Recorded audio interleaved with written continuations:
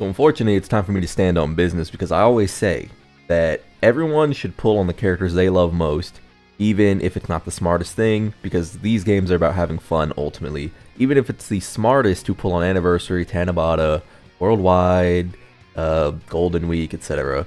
I have said for a long time that if they drop a perfect cell, I gotta pull. I do. I do have to pull if they drop a perfect cell, so I guess I'll see you guys at the summons, but this ultimately brought up a conversation that I was more interested in, which is that Vector here says, if this cell ain't at least as strong as him, I don't want him. And it's the Super Saiyan 4 Goku from the Anniversary. And to that, a lot of you might be thinking, you want a monthly DFE to be as strong as a 10th Anniversary character? And I saw some pushback against this, and yeah, I think I do. One of the things I always say when it comes to Dokkan Battle is the bar is the bar. Once you create the bar, I expect every character that comes after to sort of fall into that range. And with Super Saiyan 4 Goku being on the lower end of power, not actually weak, by the way. Not weak, please don't mistake what I'm saying. Super Saiyan Goku, Super Saiyan Vegito and Super Saiyan Gogeta are just so strong, as well as the 7th Anniversary EZAs, that by comparison, everything else in the 10th Anniversary is much weaker. Not weak, but much weaker than them, right? So yeah, I would actually kind of assume that anything that comes out after the 10th Anniversary now is about as strong as this character in a vacuum. Maybe they don't have to hit the same huge peaks, but as far as just like doing anything that is powerful, doing anything that is like of the same level as Super Saiyan 4 Goku on average, that's not too unreasonable. But I saw some pushback, you know. We got Monarch here, and this is fine, by the way. To have this opinion is fine, by the way, because I think this opinion keeps you from being like a doomer, right? This opinion makes it so that you don't have to feel like heinous about every character that comes out, which is y'all put high standards on units before they're even released and then be disappointed as fuck when they're not as good as you wanted them to be.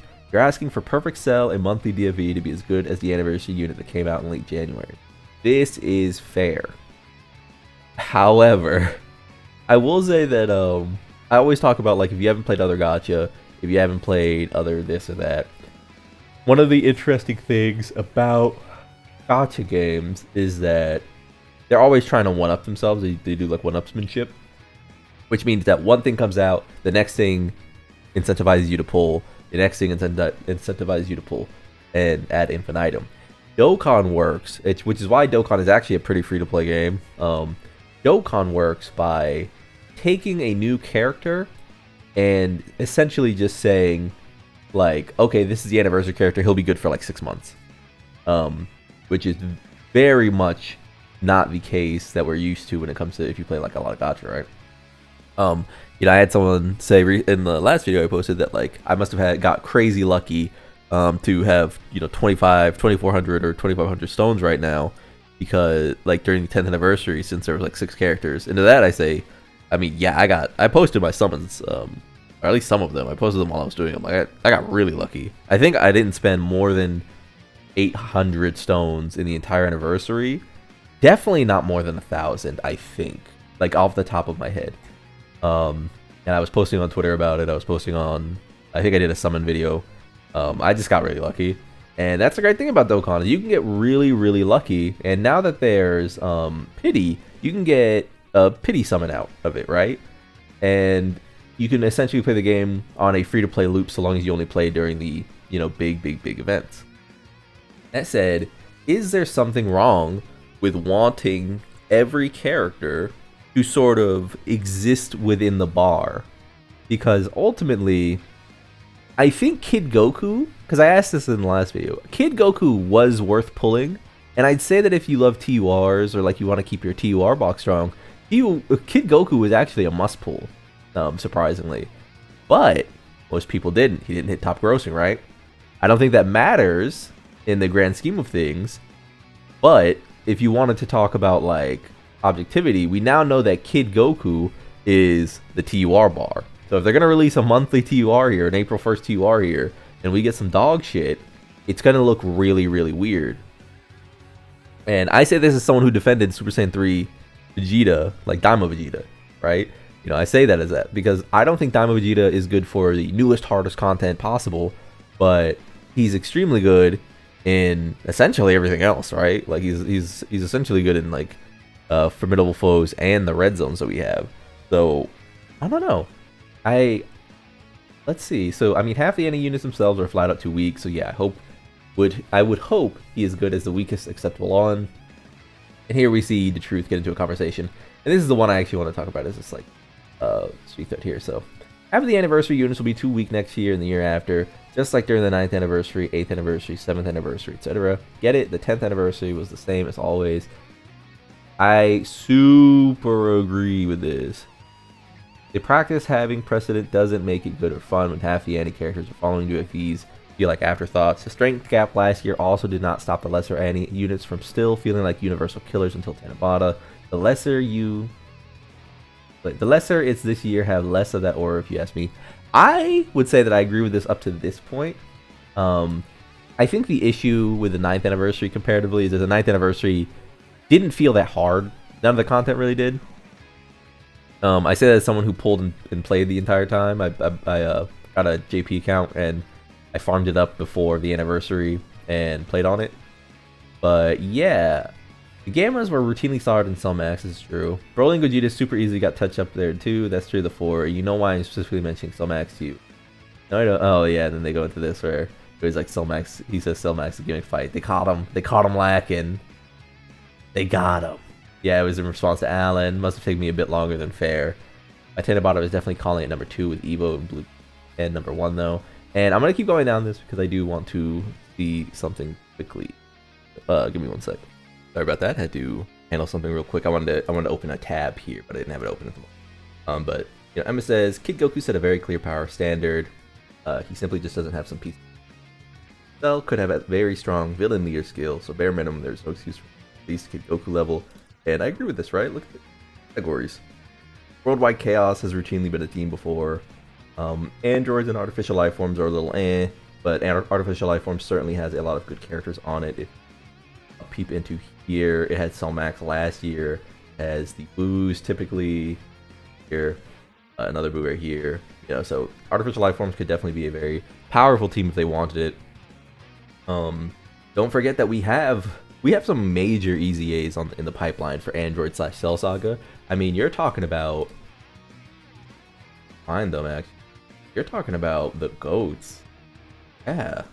This is waiting, right? Like this is a character that could be very powerful if they wanted it, because yeah, here this active skill is crazy, right?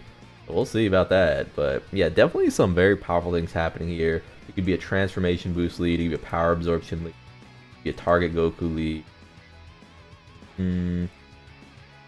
Yeah, something in that range I think would be good. Because transformation boost is just a swath of good characters. You get on there. A power switch would also get the Boo on there. You get the possible easy A's he'd want on there. Things like Cell. The only issue with Cell, by the way, and here's the target Goku lead, which has the Brolys, which is another one I want to bring up. Brolys are very strong, obviously. The issue with Cell is that he doesn't have a clear path to... He has a clear path to the rest of the game's content. I don't know if he has a clear path to the Festival of Battles, unfortunately. But the biggest problem with Cell, if you don't know, if you're new or returning, is that Cell does not have a great link set. He essentially is a big bad boss's character who only really stacks with or links with other cells. Like, just abysmal. They need to remake this character's like link set from the ground up, because these are terrible, right? But yeah. Honestly, considering how last April DFE units came out, I have no hope for Cell. And, okay, so basically I like when the units have a strong weakness, so the content doesn't feel as easy. This is real. Most you can hope for... I just want to read this one, because this is obviously the person that started this. Most you can hope for is that he's a really strong unit. Also, just because Goku's the weakest of the three doesn't mean he's not stupidly strong. I hope Cell is up there, but setting your expectations that high isn't always the way to go. Like I said, I think this is real. I just don't think... I just think that Vector's point is the actual, like... one I agree with the most, which is that they really don't have to be that weak. If to me, the best case scenario is they would have a definitive weakness that defines them. I like characters that have to fill out a team. And you know what? I just realized that I did not have closed that window out because let me go grab it again. So last year, my favorite team in the game, easily my favorite team, was the Uncontrollable Power team. This was the best. This was one of the best teams in the game, maybe the best team in the game at its peak. But more importantly, what it was interesting. Int Broly had an obvious weakness. He needed his domain up, at least until he could get his revive up, but also was supporting. So there was this fragility there, there was this time specificity there, you needed to play around his kit, and you needed to baby him to some degree, but also he wasn't so weak that you couldn't get away with other characters in his leader skill, namely Planetary Destruction. So if you wanted to add some Planetary Destruction onto the list, you could easily do that. And I know people like the Truth really harped on his having like, oh, you need controllable power in the line so that you can get his domain up, but you could easily, and I did this so much, you could easily take Planetary Destruction characters into fights with him and not really worry about it, right? But then you had like characters like you could run in Broly, or you could run AGL Broly, sorry, who had his own domain, which perfectly like came into play the moment the two Broly's domains ended, as well as having some safety and a revive so you could stack with him while the Int Broly just held up his revive. Tech Broly is probably one of the best designed characters in Dokkan ever, I want to say. Like, one turn of super strong support and being invincible, right? Okay, 90% damage reduction, right? Invincible. After that, he loses this. That's only his entry, one turn. That said, he is guarding. He is getting 200% defense. It doesn't mean he can take a super, he'll die. Sometimes he can't even take a normal, but in a lot of cases, he can take just enough if you don't want to spend this to stay off of rotation, or to survive the rotation if your slot 1 is going to kill anyway, right? You go into Legendary Super Saiyan Broly. You're trying to hold off on this as long as possible. Why? Because this character is losing his defense sort of slowly. For 3 turns, he has this 26% damage reduction, slowly going down. He doesn't really have a way to replace this. He greatly stacks attack on his, 18 key? And otherwise, he's kind of just who he is. Otherwise, he's guarding 1% before attacking, right? Not really a character that when you glance at him, you're like, oh my god, he's going to be a defensive wall forever. Just enough to sustain himself.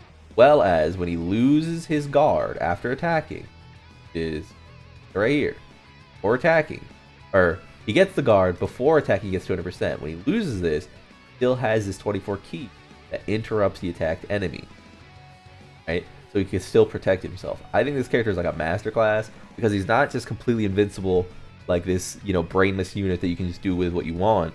He's actually kind of an interesting like options character, as well as people don't even like. We didn't even get to the point where we were floating this guy.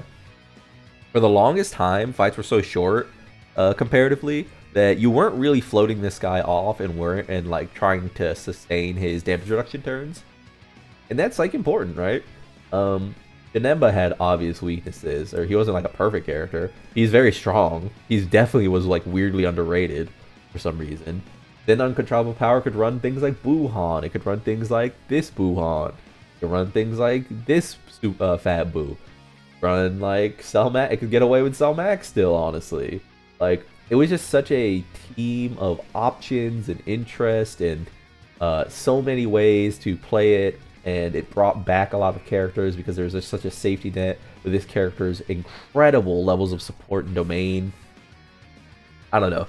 It was one of the more fun teams in the game. And why is it? It's because villains are typically more flawed than super units. You hear me? Villains are typically more flawed than super units. And people like flaws, they just don't like shit. And I think that is the big thing. Is a lot of times when Dokkan makes these monthlies, they just kind of make them shit.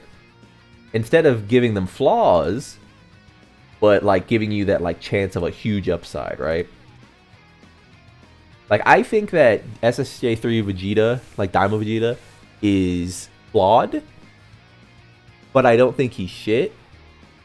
I think he's so flawed and that he can be like just boomed by locking, that they should have gave him like stacking attack, or like greatly stacking attack, or like some big attack number. Because if I'm already locked to slot 1, and if I get floated off or locked in a different slot, I'll die. You should let me just turbo you in slot 1 free. But yeah, that's all I wanted to say about this. I just wanted to open this discussion because I think it's interesting. I do think that like this isn't unfair. You shouldn't have over the moon expectations every single time Dokkan does anything just so you can be disappointed.